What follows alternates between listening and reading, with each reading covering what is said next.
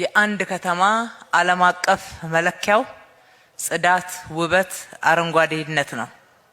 ለዚህ ነው ውብ፣ ጽዱ፣ አረንጓዴ ከተማ እያልን የምንጠራው። ከተማችን አዲስ አበባም ከቅርብ ጊዜ ወዲህ ጽዱ፣ ውብ፣ አረንጓዴ ለመሆን ባደረገችው ከፍተኛ ርብርብ ህዝቧን አሳትፋ ባለድርሻ አካላቶችን በማነቃነቅ በከፍተኛ ሁኔታ በሰራችው ስራ ውጤታማ በመሆን በአፍሪካ ከ10 ጽዱ ከተሞች አንዷ ለመባል በቅታለች። ይሄ በእርግጥ በጣም ትልቅ ውጤት ነው። በአጭር ጊዜም መመዝገብ የተቻለ ነው።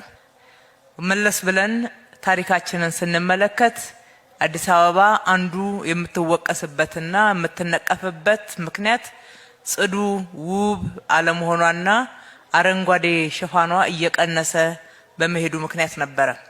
ይሄንን መቀልበስ ችለናል።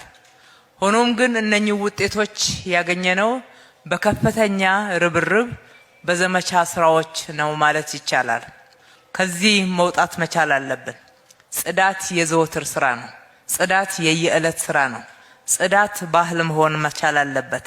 ጽዳት ሁሉ ጊዜ ከህይወታችን ጋር ከእያንዳንዱ እንቅስቃሴ ጋር የተሳሰረ የምናከናውነውም ተግባር ሆኖ ከኛ ጋር የሚኖር የዘወትር የየዕለት ተግባራችን መሆኑን በሁሉም አካባቢ ማረጋገጥ አለብን።